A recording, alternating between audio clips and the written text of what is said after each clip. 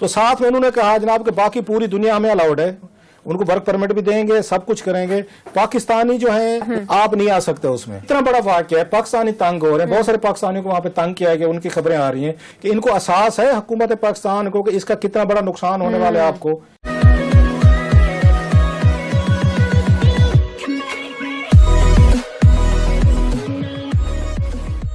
नमस्कार दोस्तों, अब यूएई ने पाकिस्तानियों को आने देने से मना कर दिया है। मतलब ऑब्वियसली वीजा नहीं देंगे तो कैसे आएंगे वो। अब दिक्कत ये है कि पहले इंडिया के सामने पाकिस्तान अपनी लॉबिंग करता था और पाकिस्तान को वेस्ट ब्लॉक का पूरा सपोर्ट था, अमेरिका का पूरा सपोर्ट था और सबको पता है कि भाई रशिया के खिलाफ जाने के लिए ये सारी चीजें की गई थी। लेकिन जैसे ही और ये सारी चीजों में ये अरब कंट्रीज खास करके सऊदी और यूएई डायरेक्टली इनडायरेक्टली अमेरिका के प्रेशर में पाकिस्तान को मदद किया करते थे। लेकिन अब क्या है कि अमेरिका को पाकिस्तान की उस हिसाब से जरूरत रही नहीं, और जब जरूरत रही नहीं है तब वो अमेरिका सऊदी और यूएई को प्रेशर करेगा नहीं। अब प्रेशर करेगा नहीं तो फिर अब मेरिट्स पे बात आ जाएगी। अब इंडियंस वहां पर रहते हैं, अच्छा खासा कमाते हैं, अच्छा खासा काम करके देते हैं। सऊदी और यूएई जैसे कंट्रीज में उनकी एक रेप्यूटेशन है। जब पाकिस्तानियों की बात करें आप, तो सिचुएशन इतनी खराब हो जाएगी कि इसी सिचुएशन को ध्यान में रखते हुए उन्होंने पाकिस्तानियों को वीजा देने से मना कर दिया है। इसी के साथ ही वीडियो शुरू करते हैं। और साथ में बड़ी डेवलपमेंट ये थी कि यूएई ने उन्होंने पाकिस्तानियों को बिल्कुल टोटल साइड पे कर दिया कि भाई साहब वो जो होता है ना, अगले दौर में होती थी वो इंडियंस एंड फला not allowed in the club, जो अंग्रेजों के दौर में था। तो साथ में उन्होंने कहा जनाब कि बाकी पूरी दुनिया हमें अलाउड है, उनको वर्क परमिट भी देंगे, सब कुछ करेंगे। पाकिस्तानी जो हैं उसमें ये पाकिस्तानी है, टर्किश हैं, यमनीज हैं, दीगर 2-4 लोग जो है ना आप नहीं आ सकते उसमें।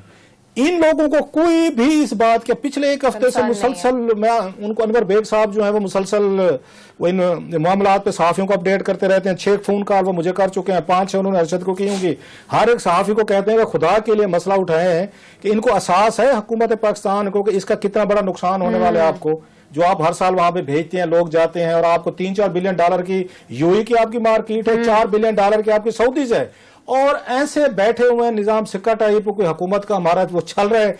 1 टक्के का कहीं से फॉरेन ऑफिस का बयान नहीं है, कोई फर्क नहीं पड़ता, कोई हुकूमत पाकिस्तान का बयान। वैसे ट्विटर पे सारा दिन सुबह 6 बजे उठते हैं, नाश्ता करके रात को आखिरी मेरे 12-2 बजे के करीब जाके सोते हैं, ट्विटर चलता रहते हैं।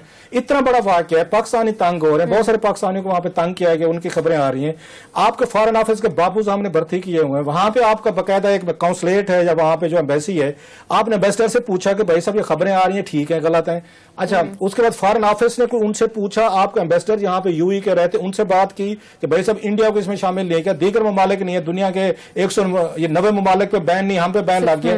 बिल्कुल वो कहते हैं ठंड प्रोग्राम है, ना इमरान खान साहब को कंसर्न है, ना उनको वजीरों को दिलचस्पी है, ना फॉरेन ऑफिस को दिलचस्पी है। इतने बड़े 2 इंटरनेशनल वाकयात जो अगले पिछले 1-2 दिनों में हुए हैं, पूरी टोटल कैबिनेट एक डार्क में, अंधारे में, उनको दिलचस्पी नहीं। मैंने पूछा अपने 2-3 जराये से मैंने बात की, मैं भाई साहब की बात हुई? उनकी किस चीज की? मैं कहा सऊदीज की उनकी मुलाकात हुई, इतना बड़ा वाकया है? कहते नो। मैं कहा सर जी यूएई ने बैन कर दिया पाकिस्तान को, हमारा वहां से 9-10 अरब डॉलर आता है और फिर उसके बाद सोना निकालने वाले हैं, तो क्या करेंगे? उसने कहा कोई बात नहीं। तो मैं कहा क्या बातें हुई?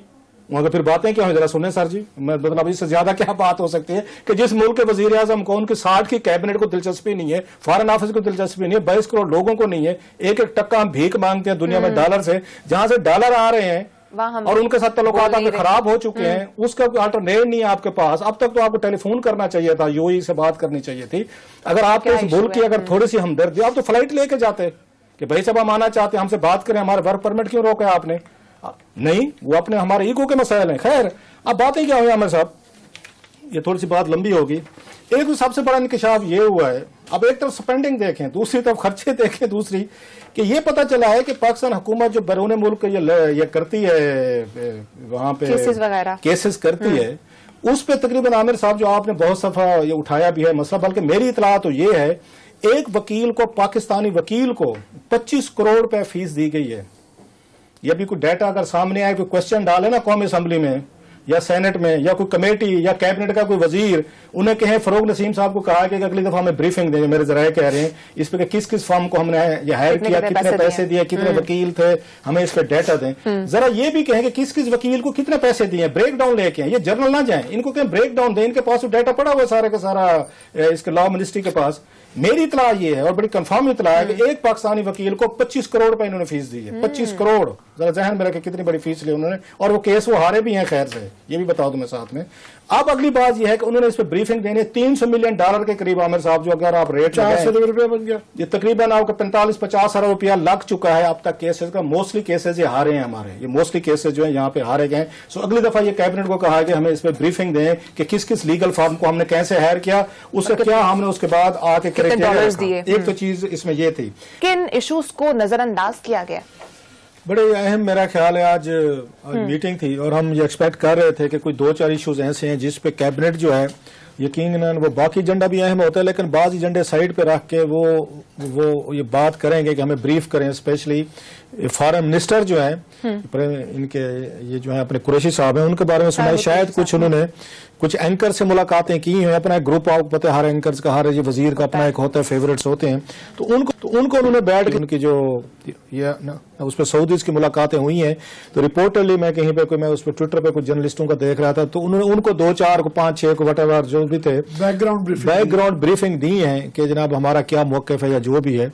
अब सवाल ये है कि इतनी बड़ी डेवलपमेंट है कि आपने शॉर्ट नोटिस पे इतवार के दिन ही उसकी खबर ब्रेक हुई और आपने फौरी तौर पर जर्नलिस्टों को तो बुला लिया कि कहीं हमारे ऊपर कोई फायर वर्क ना हो, क्योंकि ये काम होता है ना सहाफियों को मैनेज करना, अच्छा उनके साथ बातचीत करना, उठ के मिलना, सलाम करना, दरवाजे पर छोड़ आना ताकि हमें कुछ ना कहें, ये वजह होती है मोस्टली। बैकग्राउंड ब्रीफिंग भी होगी, कुरैशी साहब ने दे दी। सवाल यह है कि वो 8-10 सहाफी वो जिनको इन्होंने ब्रीफिंग दिया वो अहम है, उनको कंसर्न भी है, सहाफियों को होगी, मैं समझता हूँ फॉरेन ऑफिस को होगी।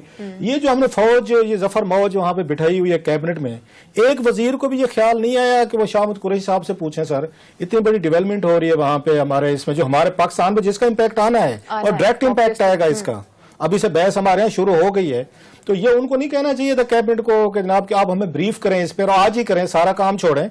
2-3 बड़ी मेजर डेवलपमेंट्स हैं, आप उन पे बात करें, जिन पे बात हुई मैं वो भी बताता हूँ कि किन इश्यूज पे बात हुई है। इनसाइड स्टोरी आपके साथ पूरी शेयर करते हैं।